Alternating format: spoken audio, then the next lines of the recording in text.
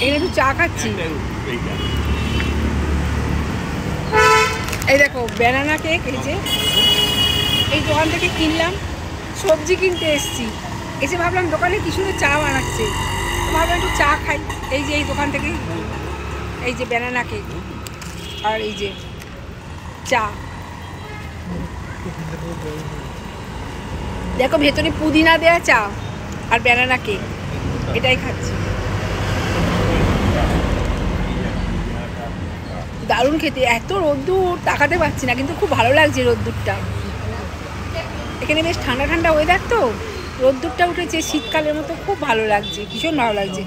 আর এই সঙ্গে পুদিনা দেয়া চা, পুদিনা চা খুব ভালো। ওই পারটাই আমাদের বাড়ি, দেখবে আমাদের ঘর, দেখবে মানে আমাদের ফ্ল্যাট।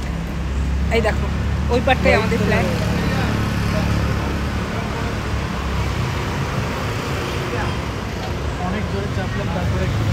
দেখলে আমাদের ফ্ল্যাটের এখানে। চলো খাই, এবার সবজির দোকানে যাব।